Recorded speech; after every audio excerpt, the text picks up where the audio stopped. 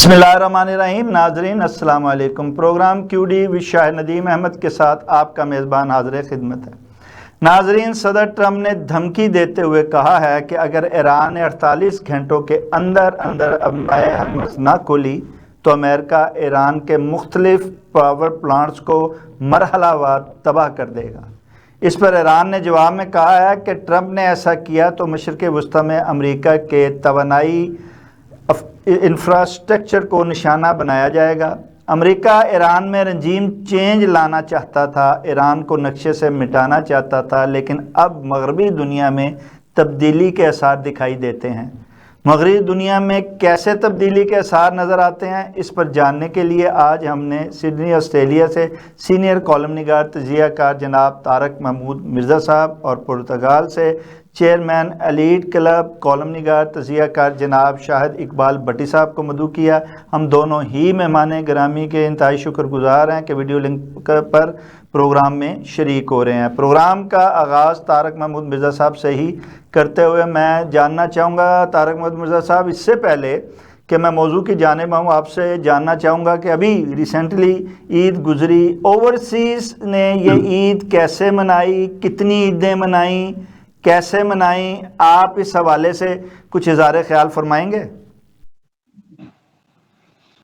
जी, अस्सलाम वालेकुम आपको भी और नाज़रीन को भी, और जो पैनल के दूसरे साथी हैं मेरे शाहिद इकबाल भट्टी साहब, आपको भी, और इसके साथ साथ गुज़श्ता ईद मुबारक सब सुनने वालों को और नाज़रीन को।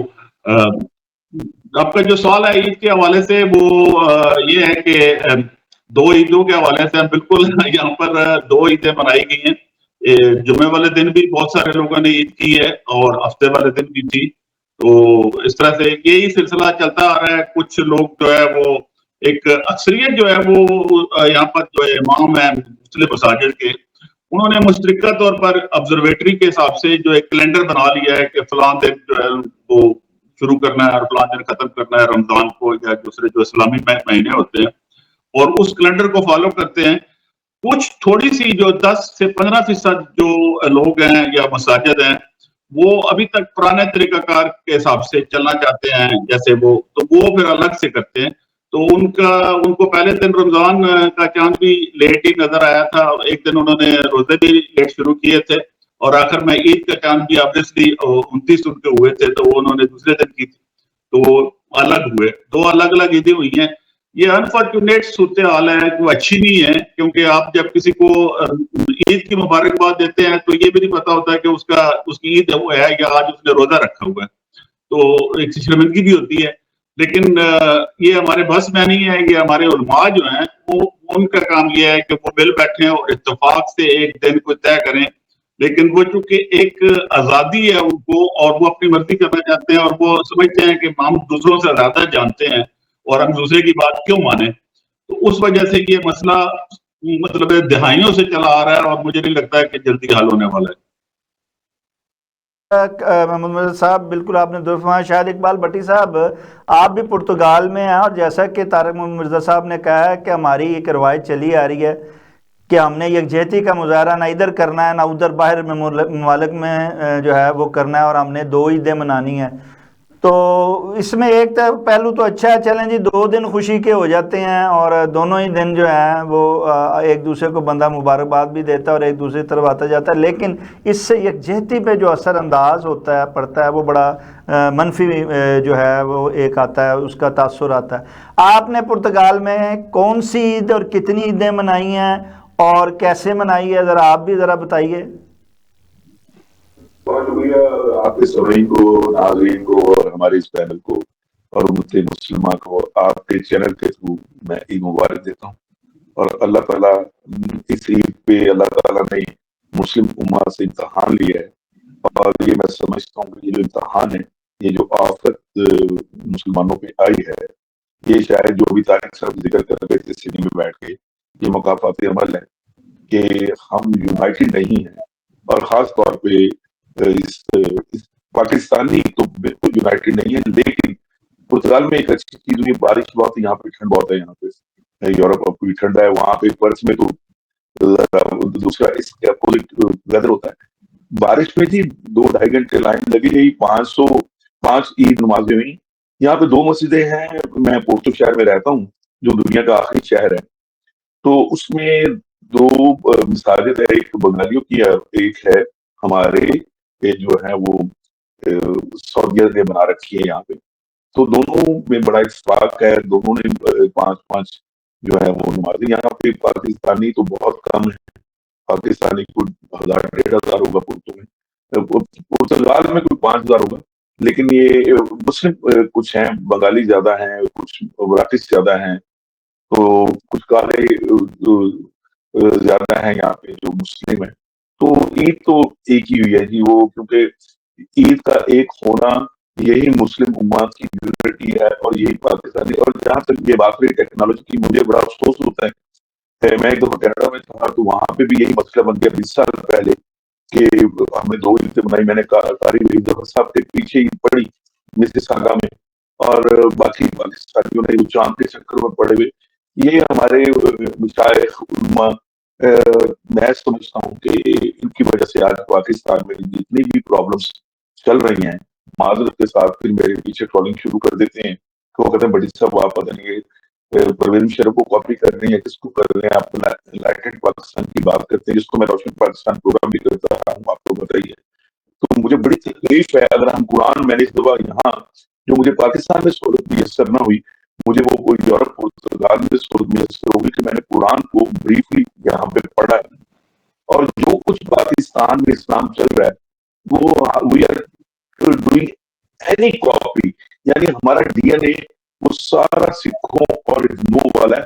وہ ہمارا مذہب نہیں ہے جو پاکستان میں چل رہا ہے, وہ ہماری روایات ہیں, اور وہ روایات جو پاکستانی ہیں جب وہ یورپ آئے, امریکہ جائیں, کینیڈا جائیں, فار ایسٹ جائیں, کہیں چلے جائیں, آسٹریلیا نیوزی چلے جائیں, وہ ان روایات کو نہیں چھوڑتے, اور وہ ان روایات کو انہوں نے اپنے اسلام کا حصہ بنا لیا ہوا ہے. یہی وجہ ہے کہ یہ جو ابھی ہمارے گلف میں وار چل رہی ہے, اس میں دیکھیں لسانیت جو ہے نا, اس ڈویژن کی وجہ سے یہ امریکہ اور اسرائیل ہمارے ساتھ یہ کر گیا. ورنہ اگر مسلمان وہ اس قرآن کو پکڑے جس میں اللہ تعالیٰ خود فرماتے ہیں کہ رسی کو تھامے رکھو, وہ رسی کو ہم تھامتے نہیں, رسی کو ہم خود ہی کاٹنا شروع کر دیتے ہیں, خود ہی کھانا شروع کر دیتے ہیں. یہ پرابلم ہے. الحمدللہ یہاں پہ ایک اس سے پہلے جہاں یہ عید کا دن تھا طارق محمود مرزا صاحب, اس کے ساتھ ایک بڑا اچھا ایک 23 مارچ کا دن بھی آ گیا, یوم پاکستان کا, تجدید عہد وفا کا دن. طارق محمود صاحب, عام طور پہ یورپ میں سارے گھومے ہم بھی, تو ہم نے دیکھا ہے کہ 23 مارچ کا دن بڑے ایمبیسیز میں, قونصلیٹ میں بڑے جوش و خروش سے منایا جاتا ہے. کمیونٹی وہاں پہ اکٹھی ہوتی ہے, پرچم کشائی ہوتی ہے, باقاعدہ انعامات دیے جاتے ہیں, ایوارڈز دیے جاتے ہیں, جو کوئی کارکردگی کا مظاہرہ کمیونٹی میں کیا جا رہا ہوتا ہے ان کو. آپ کا ہاں آسٹریلیا میں سڈنی میں کیسا 23 مارچ کا دن رہا, یوم پاکستان کا کیسا تجدید عہد وفا پاکستانی کمیونٹی نے کیا؟ جی یہاں پر پہلی دفعہ ایسے ہوا ہے, فرسٹ ٹائم جب سے میں آیا ہوں 31-32 سال میں, کہ باہر کسی کھلی جگہ پہ یا کمیونٹی ہال میں یا عام طور پر سبزہ زار میں یا کسی پارک میں یا کسی بڑی کھلی جگہ پہ پرچم کشائی کی تقریب ہوتی تھی. پچھلے سال بھی ہوئی تھی. اس پہلی دفعہ ایسا ہوا کہ وہ سلسلہ بند ہو گیا, اور جو پرچم کشائی کی یا تقریب تھی مختصر سی, وہ کونسلٹ آفس کے اندر تھی.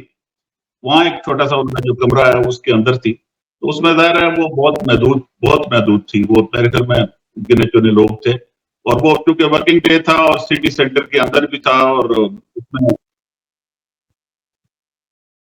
میں کے ہوئے میں جنگ کی وجہ سے یا ویسے ہی جو ہے وہ کوئی ایسا معاملات ہوئے کہ اس کی وجہ یہ تھی کہ پاکستان گورنمنٹ کی طرف سے انسٹرکشن آئی تھی کہ اس دفعہ جو یہ دن ہے یہ سادگی سے منایا گیا. یہاں بھی اسی طرح اس کی وجہ سے ایسا کیا گیا. اس سے پہلے بلکہ انہوں نے سڈنی میں یہاں پر ایک کافی بڑا کمیونٹی ہال ہے جہاں میں رہتا ہوں, اس کے قریب ہی ہے, وہ بک کرایا ہوا تھا. اس کی اناؤنسمنٹ بھی ہو چکی تھی, اور اس میں کیونکہ کمیونٹی یہاں بہت بڑی ہے, سب لوگوں کو تو وہ اکوموڈیٹ بھی نہیں کر سکتے, تو خاص خاص لوگوں کو بلاتے ہیں جو مطلب اس میں بھی شامل تھا, میں بھی انوائٹڈ تھا, میں نے کنفرم بھی کیا ہوا تھا, لیکن بعد میں وہ پروگرام چینج ہو گیا, اور چینج کر کے پھر واپس 22 مارچ کو پہلے اناؤنسمنٹ کیا گیا تھا, 22 کے بجائے 23 کو کیا گیا, اور پھر کانسرٹ آفس کے اندر کیا گیا.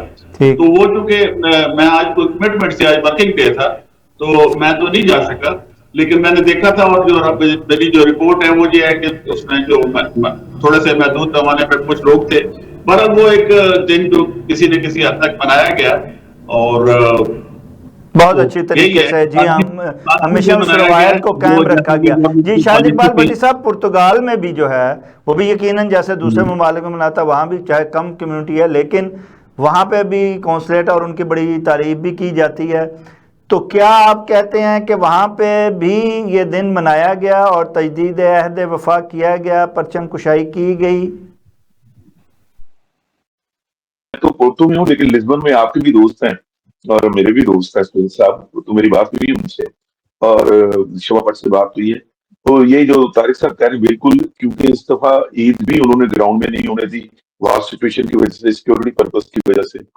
تو عیدیں بھی مسجدوں میں ہوئی, ورنہ فٹ بال اسٹیڈیمس میں یہ 3-4 ہزار لوگ ایک دو دفعہ عید پڑھ لیتے ہیں, 2 عیدیں ہوتی ہیں, اس دفعہ 5 عیدیں کرنی پڑے گی. اسی طرح 23 مارچ جو ہے اس کو لمیٹائز کیا گیا یہاں پہ, اور ایک تو بچت کی گئی ہے, دوسرا یہ ہے کہ یہاں پہ بہت ساری ریزرویشنز ہیں.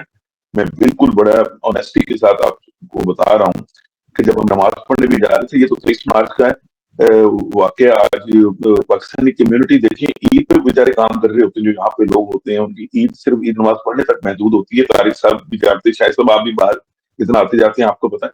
تو 23 مارچ کی سمبولک جو پریزنٹیشن جتنی بھی ہوتی ہیں, ایمبیسیز میں ہوں یا وہ سینٹرز میں ہوں, پاکستان سینٹرز جو بنے ہوتے ہیں, وہ پہلے لینگویج قسم کی ہوتی تھی, اس دفعہ بڑی سادگی سے کی گئی ہیں.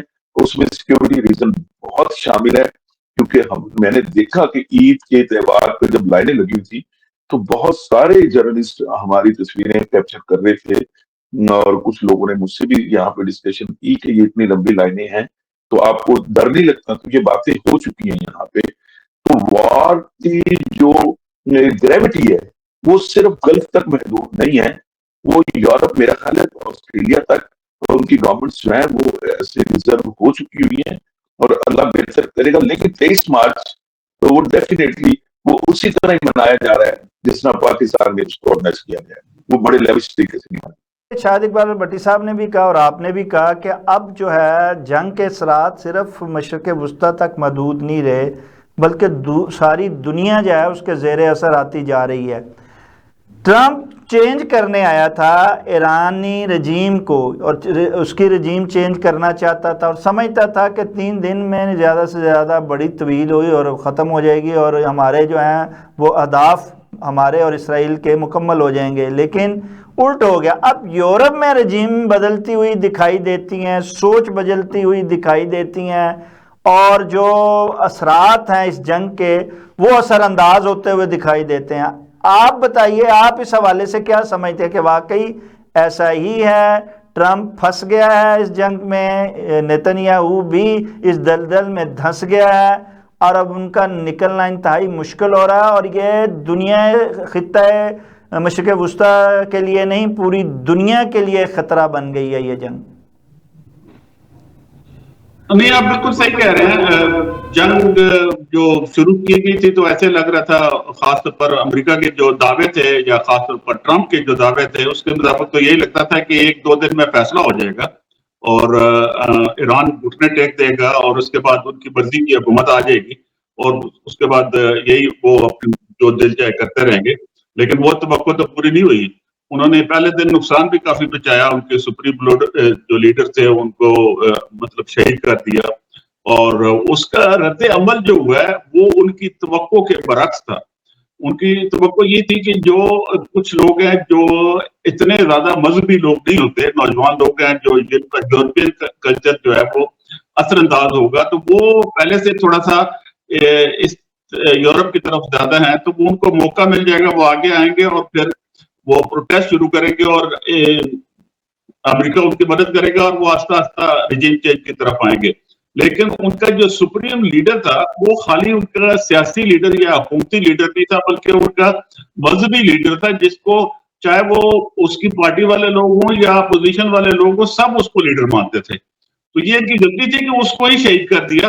تو اس کی وجہ سے وہ ایرانی مزید متحد ہو گئے جو ان کے لیے نقصان دہ ثابت ہوئے.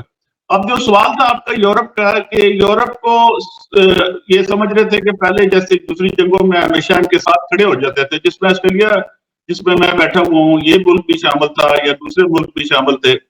اب پہلی دفعہ ایسے ہو رہا ہے کہ یورپ نے ان کی جو کال تھی جنگ والی، اس پر کسی نے بھی کان نہیں دھرے، اور سب لوگ جو ہے نا وہ آگے سے گنائی کر رہے ہیں. وہ کہتے ہیں جی یہ جنگ جو ہے نا یہ آپ نے زبردستی مسلط کی ہے اور یہ ختم ہونے والی بھی نہیں لگ رہی، اور اس کے نقصانات جو ہیں یہ سب کو ہوں گے، اور آپ نے کسی سے پوچھ کر بھی نہیں رکھی.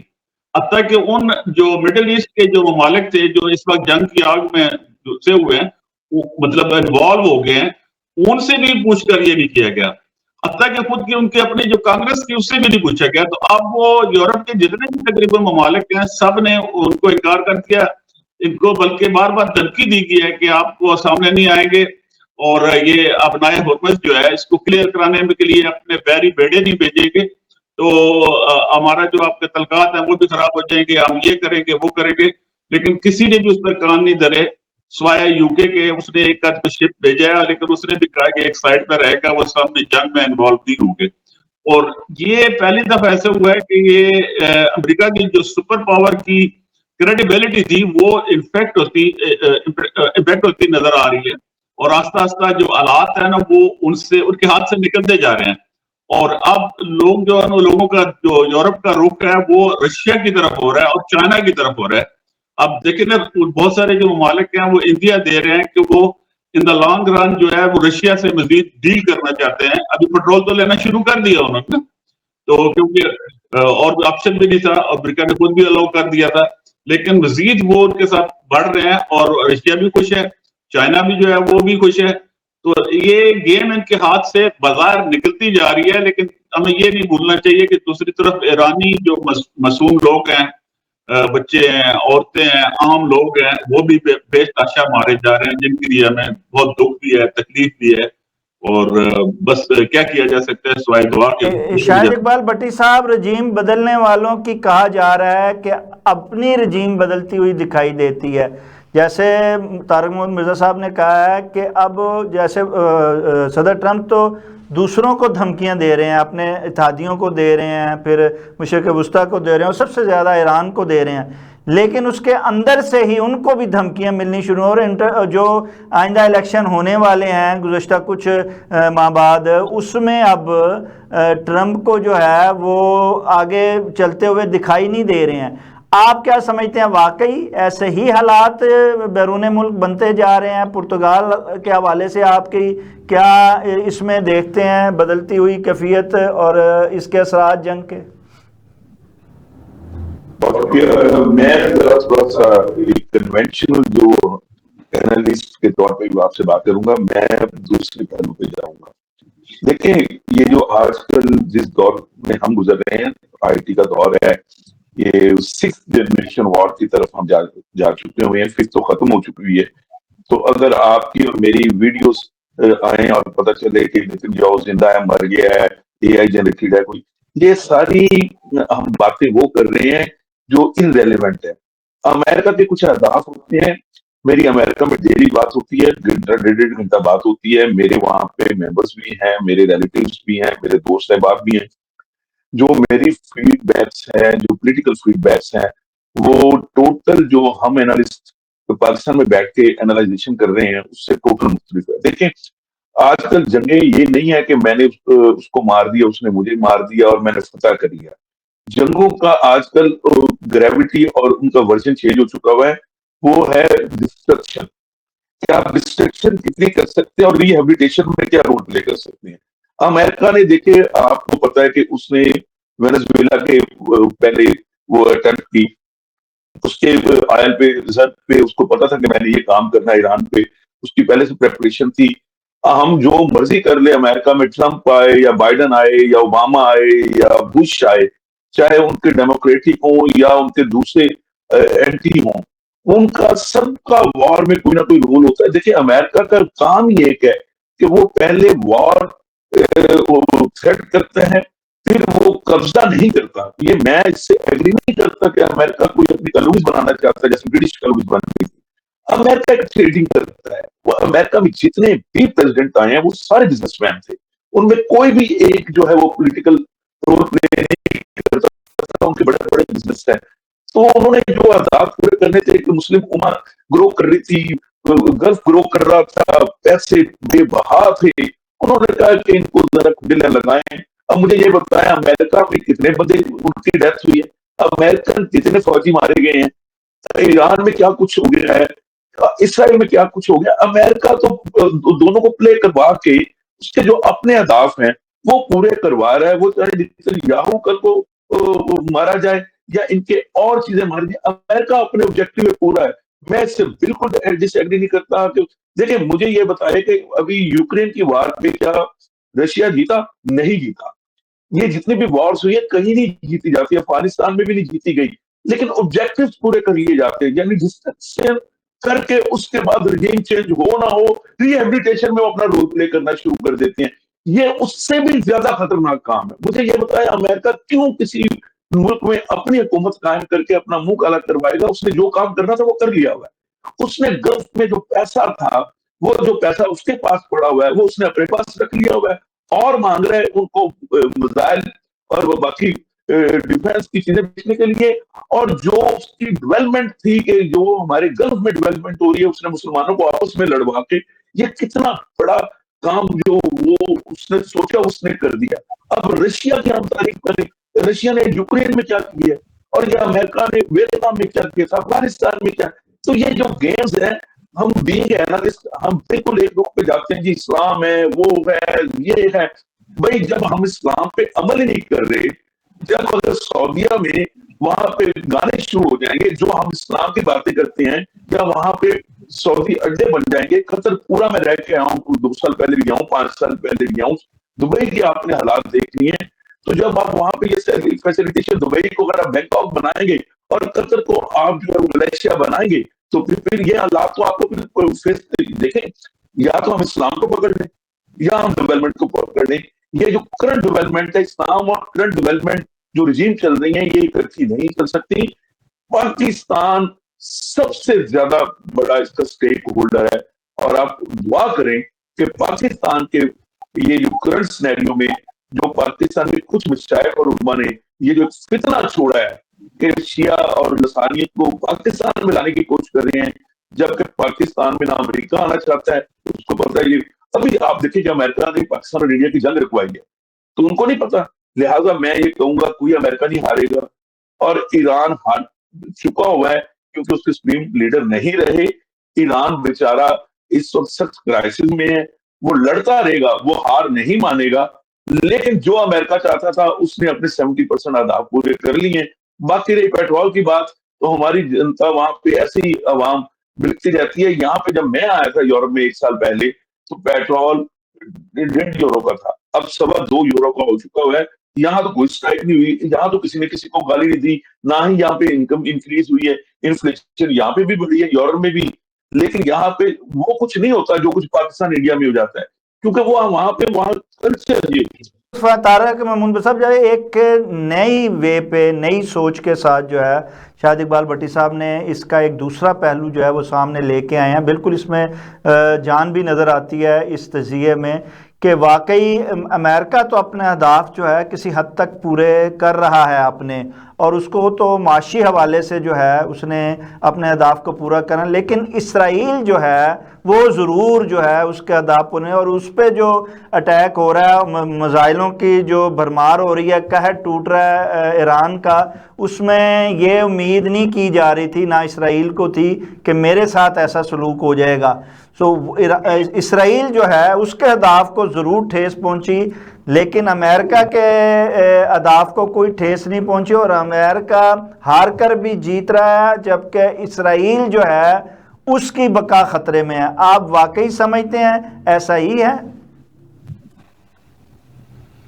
नहीं, बिल्कुल इसमें कोई शपथ नहीं है कि इसराइल जो है वो उस میں اس کو نقصانات ہوئے ہیں، سارا کچھ ہوا ہے، لیکن اس جنگ کا جو مین موٹو تھا، جو مجھے نہیں پتا کہ کس اہداف کی بات کی جا رہی ہے، امریکہ کیا اہداف کرنا چاہتا تھا، مین اس کی تھی رجیم چینج والی تھی، تو رجیم چینج تو ابھی تک کہیں دور دور تک نظر نہیں آ رہی. اس کے علاوہ جو اس کا اہداف جو تھے وہ کیا مطلب جو اس وقت رشیا کی طرف لوگوں کا جو ٹلٹ ہو رہا ہے یہ امریکہ کا نقصان نہیں ہے، یا مڈل ایسٹ کی جو نہیں، گلف کی بڑھتی ترقی، اس کی خوشحالی، اس کی مضبوطی کو وہ نقصان پہنچانا چاہتا تھا، اس کو اپنا خریدار اسلحے کا بنانا چاہتا تھا، اس میں جو ابھی ریہیبلیٹیشن ہوگی اس کے وہ ٹھیکے لینا چاہتا تھا، وہ اپنی معیشت کو یہاں سے مضبوط کرنا چاہتا تھا، اور ان کے جو تھے ان کے پاس جو ان کے اثاثے تھے ان کو ضبط کرنا چاہتا تھا. وہ اہداف کی بات ہو رہی ہے طارق محمود مرزا صاحب. نہیں تو میں وہی کہہ رہا ہوں نا کہ اس میں سے کون سا اہداف پورا ہوا ہے؟ جی جی، اس میں سے کوئی ہدف اس کو پورا ہوتا نظر آ رہا ہے. جیسے مثال کے طور پر ایران کے حوالے سے اس کے یہ تھا نا کہ ایران میں اس کی مرضی کی جب حکومت آ جائے گی، جیسے رضا شاہ پہلوی کا بیٹا جو ہے وہ آ جائے گا، تو اس کے بعد یہ ہوگا کہ وہ پھر دوبارہ ایران کے ساتھ ویسے معاہدے ہو جائیں گے، ساری آئل کا جو تصرف ہے یا کنٹرول ہے وہ بھی ان کے ہاتھ میں آ جائے گا، اور سیکورٹی بھی ان کے ہاتھ میں آ جائے گی، اور پاکستان کے بارڈر پہ تو وہ تو ابھی تک کوئی وہ چیز اس کو ملی نہیں ہے. دوسری جو چیز تھی کہ مڈل ایسٹ کے جتنے بھی ریسورسز تھے وہ سارے اس نے اس نام پہ اپنے ہاتھ میں رکھے ہوئے تھے کہ ہم آپ کو آپ کی سیکورٹی کی گارنٹی دیتے ہیں. جتنے بھی ملک تھے، چاہے وہ قطر کو لے لیں، یو اے کو لے لیں، سعودی عرب کو لے لیں، سب کو، کویت وغیرہ کو، وہ سیکورٹی کہاں گئی؟ ان کے اوپر تو میزائل پہ میزائل برس رہے ہیں، کہاں امریکہ کی سیکورٹی کہاں گئی؟ آئندہ ان دا لانگ رن اگر امریکہ کہتا ہے کہ میں آپ کی سیکورٹی دیتا ہوں یا آپ کے اوپر کوئی حملہ نہیں ہوگا، تو کیا امریکہ کی بات پہ کوئی یقین کرے گا؟ یہ تو الٹا اس کی سیکورٹی یا اس کا جو ایک جو امیج تھا وہ ختم ہو گیا ہے. اچھا، دوسری طرف جو ہے نا وہ جو یورپ تھا جو مکمل طور پر اس کے کنٹرول میں تھا، وہ وہاں سے اس کا کنٹرول اس کے ہاتھ سے وہ نکلتا جا رہا ہے، اور چائنا مزید مضبوط ہو کر سامنے آ رہا ہے. اچھا، اس کے علاوہ جو ایک اور چیز جو میں آپ کو بتاؤں، جنہوں نے وہ جو 4 ملکوں کا جو بنایا تھا دفاعی معاہدہ، انڈیا، جاپان، آسٹریلیا اور امریکہ کا، وہ کہاں گیا؟ وہ بھی اس کے ساتھ نہیں دے رہے. جاپان نے بھی انکار کر دیا، انڈیا نے جو ہے نا وہ بھی نیوٹرل رہ رہے ہیں، وہ بھی پیچھے ہٹ گئے ہیں. آسٹریلیا نے بھی پہلی دفعہ جو ہے نا ان کے ساتھ اس طرح سے ساتھ دینے سے انکار کر دیا، اور خود وہاں پر امریکہ کے اندر اس وقت اگر پول جو کرائے جا رہے ہیں وہ 85% لوگ جنگ کے خلاف ہیں. تو خود وہ اب بھی اگر الیکشن ہوتے ہیں تو ٹرمپ جو ہے نا وہ نہ صرف خود بری طرح ہارے گا بلکہ اس کی پارٹی بھی جو ہے نا وہ بری طرح ہارے گی. تو جو ہلری کلنٹن کا جو چند سال قبل کا جو ایک سٹیٹمنٹ تھی، اس نے کہا تھا کہ یہ بندہ جو ہے نا یہ صدر بننے کے اس وجہ سے بھی اہل نہیں ہے کہ یہ دماغی مریض ہے ایک قسم کا، اور یہ اس کے ہاتھ میں جب صدارت آئے گی تو خالی صدارت نہیں آئے گی، یہ سپریم کمانڈر بھی ہوگا ڈیفینس فورسز کا بھی، اور یہ کسی وقت جنگ شروع کر سکتا ہے، اور یہ جنگوں کا شوقین ہے، اس کو سمجھ میں بھی نہیں ہے. اور وہ اب وہی ہوا. اب دیکھیں نا کہ یہ جو جنگ تھی اس کا سب سے زیادہ جو فائدہ ہو رہا ہے وہ اسرائیل کو ہو رہا ہے، کیونکہ اسرائیل جو ہے نا وہ ایران کا سب سے بڑا دشمن تھا، اور وہ شروع سے یہ چاہتا تھا، عرصے سے یہ چاہتا تھا کہ ایران کو تباہ کیا جائے. لیکن اس سے پہلے جتنے بھی صدر گزرے ہیں، خود بشمول جب ٹرمپ پچھلی دفعہ آیا تھا تو کسی نے بھی اسرائیل کی یہ بات نہیں مانی تھی، لیکن اس دفعہ وہ بیوقوف بن گیا اور وہ ان کے کہنے پر حملہ کر دیا.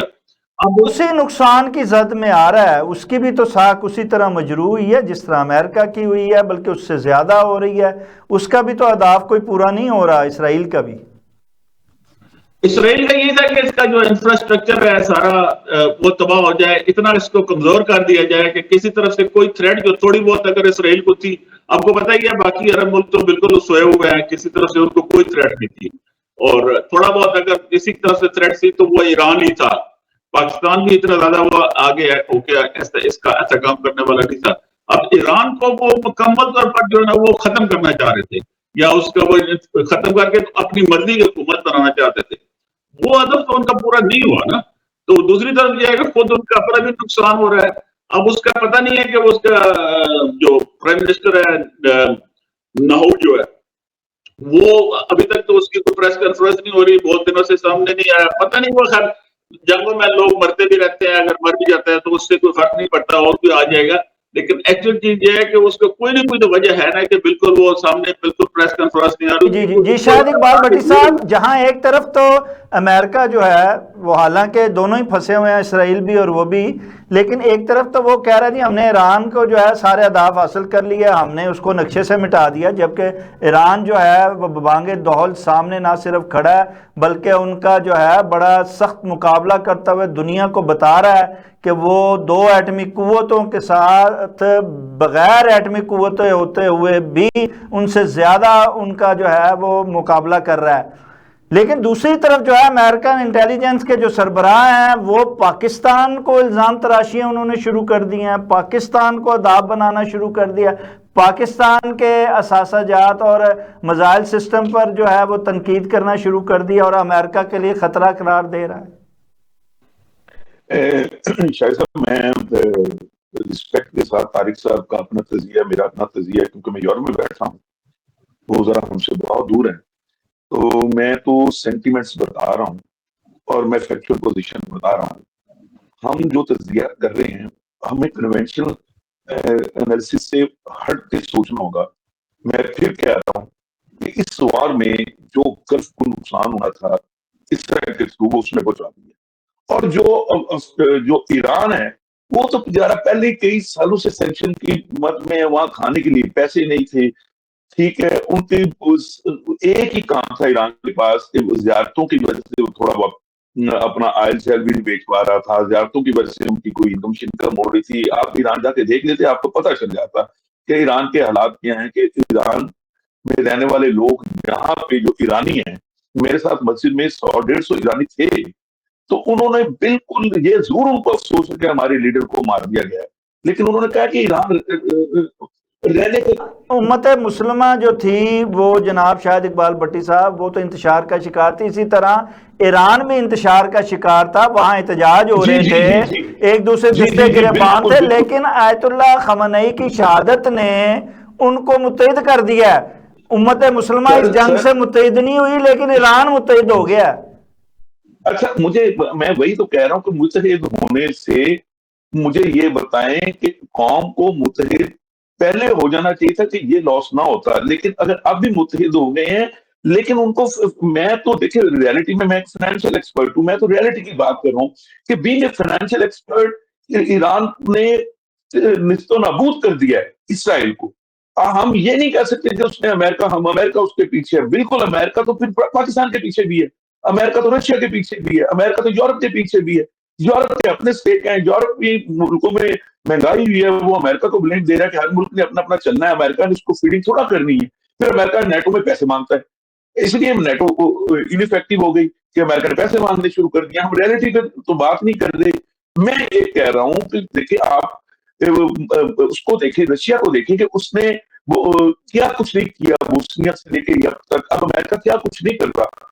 तो हमने भी अपने तस्वीरात को ये अलाइन करके ये देखना है, अमेरिका जो सुपर पावर्स है इसका सबसे बड़ा बेनिफिशियरी पूरे सिनेरियो का वो चाइना बनेगा। मुझे ये बताएं कि क्या पहले सऊदीया में जितनी इंडस्ट्री थी वो सारी की सारी ऑयल पे डिपेंड करती थी और ऑयल पे, अब उन्होंने टूरिज्म स्टार्ट कर दिया। इसी तरह जब हम ऑयल की बातें करते हैं तो क्या अगले 100 साल में आप और मैं सिर्फ ऑयल पे गाड़ी चलाएंगे? अगले 100 सालों में तो ऑयल चीज खत्म हो चुकी होनी है और हमने तो हवाओं पे ड्रोन पे चलाया करनी। तो मुझे ये बताएं, हम फैक्चुअल बातों पे जाएं, ये एक नया न्यू वर्ल्ड ऑर्डर बन रहा है, नई अलाइनमेंट बन रही है, किसी की ना हार है ना जीत है, बस जिसके पास पैसा रह जाएगा वो जीत जाएगा, जिसके पास पैसा नहीं रहेगा वो हार जाएगा। शाहिद इकबाल भट्टी साहब, ये अपने अपने मफादात की जंग है। अब तक रशिया और चाइना खामोश था, लेकिन अब रशिया तो मांगे दौल अलानिया सामने आ गया और उसने ऐलान कर दिया कि हम ईरान के साथ हैं, हर मुश्किल में उसके साथ हैं और उसके साथ खड़े हैं। और अब जो बैकडोर जो है वो इनका चीन का और रशिया का ईरान के साथ दफाई मुआहदा भी होने जा रहा है। जब ये आपस में मुआहदा कर रहे हैं तो फिर तो ये मानना पड़ेगा ना कि ये वो जो आपने अभी कहा है कि ब्लॉक्स बन रहे हैं, नई सुपर पावर सामने आ रही है। जी हाँ, الائنمنٹس ہو رہی ہیں، تو بلاک بھی ہم کہہ رہے ہیں نا شاید صاحب، الائنمنٹس ہو رہی ہیں اور یہ ہوتی رہیں گی. یہ آج یہ ہے، کل کو ایک نیا مسئلہ شروع ہو جائے گا. تو ہم نے جو بات دنیا کے ساتھ ساتھ ہم نے یہ دیکھنا ہے کہ اس پورے سینیریو میں پاکستان کہاں کھڑا ہے. پاکستان کی گورنمنٹ وائزلی ایکٹ کر رہی ہے، یہ مانے یا نہ مانے. اگر یہاں پہ پاکستان نے، اگر امریکہ نے پورے گلف میں اپنے اڈے بنا لیے، مجھے ایک بھی پورے ٹیلی ویژن پہ، میں آپ کے ٹی وی کے تھرو یہ لینا چاہ رہا ہوں کہ مجھے کوئی ایک بھی پاکستان کا سوشل میڈیا چینل یا ریگولر چینل، سیٹلائٹ چینل، مجھے ایک امریکہ کا ایگریمنٹ دکھا دے جس میں اس نے ہر ملک کے ساتھ معاہدہ کیا ہو جو پاکستان کر رہا ہے. ہم آپ کا دفاع کریں گے. دفاع کے کوئی معاہدے نہیں ہے، دفاعی اسلحہ دینے کے معاہدے ہیں. یعنی جس طرح پاکستان کہتا ہے کہ ہم آپ کی فورس بن کے، ہم آپ کے سوائے جاپان کے، اور جاپان کے ساتھ بھی کیا ہوا تھا آپ کو پتا ہے، وہاں پہ ایٹم بم امریکہ نے خود پھینک دیا تھا. ٹھیک ہے، تو میں امریکہ کے اپنے مفادات ہیں، مفادات کی جنگ ہے. ہم نے ایک تو ہم ذرا اس جنگ سے اسلام کو ذرا سائڈ پہ کریں.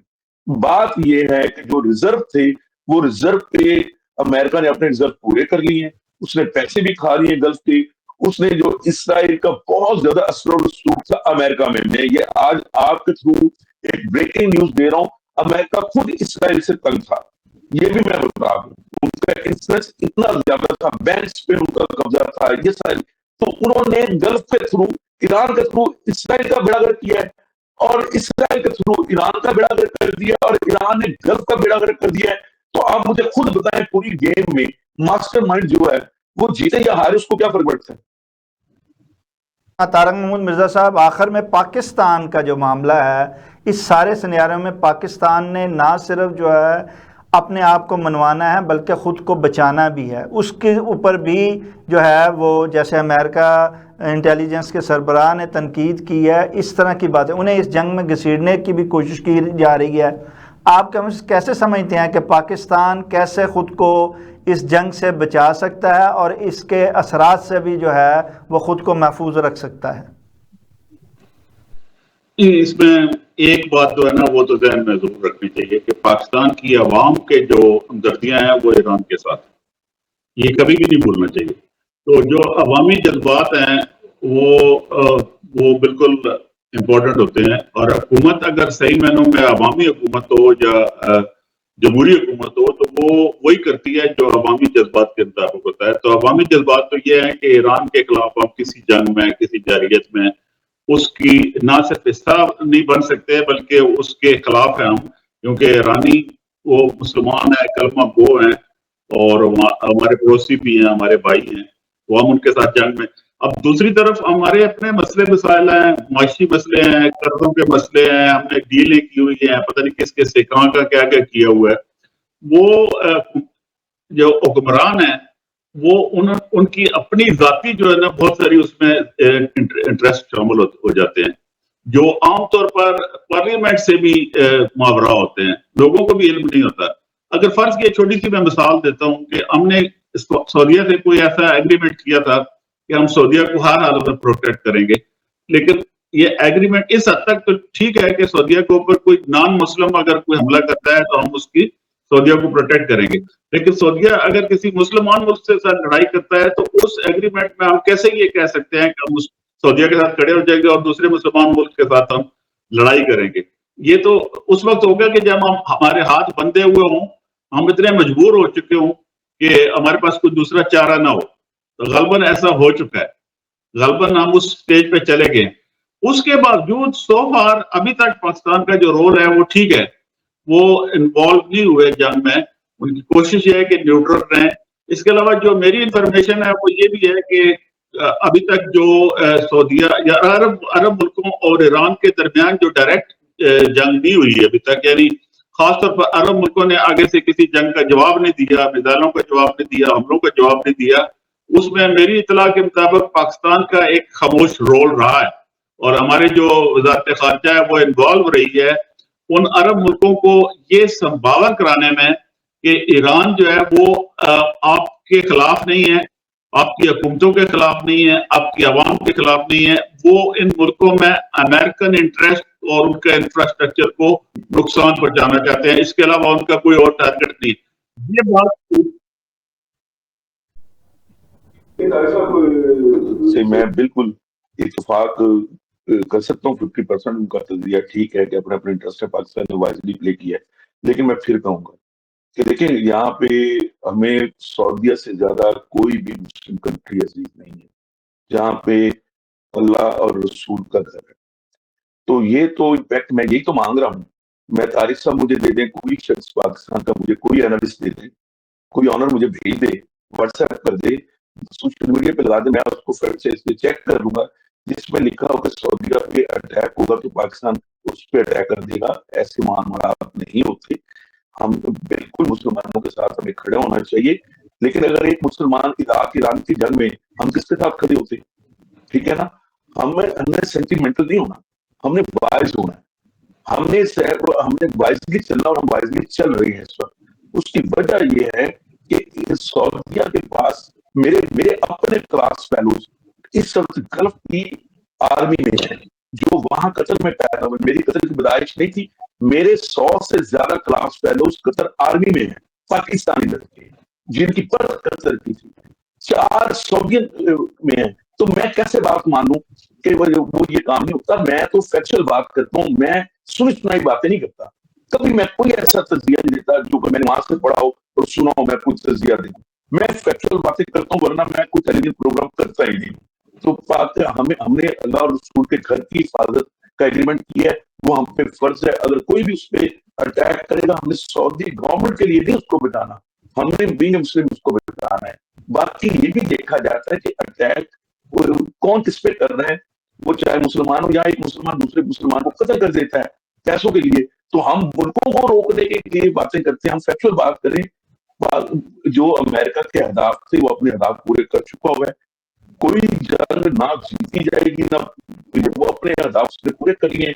उसने जो कुछ करवाना था इसराइल में करवा लिया, उसने जो कुछ गल्फ में करवाना था करवा लिया है। जनाब मोहतरम तारक महमूद मिर्ज़ा साहब, आप दोनों मेहमान गिरामी का बहुत बहुत शुक्रिया। नाज़रीन, जैसा कि दोनों मेहमान गिरामी ने कहा कि ये वक्त जो है वो इख्तलाफ का नहीं, इत्तेहाद का है, यकजहती का है। ये उम्मत मुस्लिमा के लिए एक इम्तिहान का वक्त है। हमने मुत्तहिद होना है तो ही हम जो है वो दुश्मन का मुकाबला सही तरीके से कर पाएंगे। अगर हम इंतशार का शिकार रहेंगे, एक दूसरे से दस्ते गिरेबान रहेंगे, एक दूसरे की ही मुखालफत करते रहेंगे, तो फिर हम अपने दुश्मन का मुकाबला नहीं कर पाएंगे। लिहाजा हमने ना सिर्फ सफारती तौर पर, इंटरनेशनली तौर पर, बल्कि अंदरूनी तौर पर भी जो है वो ख़ुद को मुत्तहिद करना है। और ये वक्त है इत्तेहाद यकजहती का, और इस इत्तेहाद और यकजहती से ही हम ना सिर्फ दुश्मन का मुकाबला कर सकते हैं बल्कि आगे भी बढ़ सकते हैं। नाज़रीन, इसके साथ ही प्रोग्राम का वक्त ख़त्म हुआ चाहता है। अपने मेज़बान शायर नदीम अहमद को इजाज़त दीजिए। आपका हमारा हम सब का अल्लाह निगहबान। जी।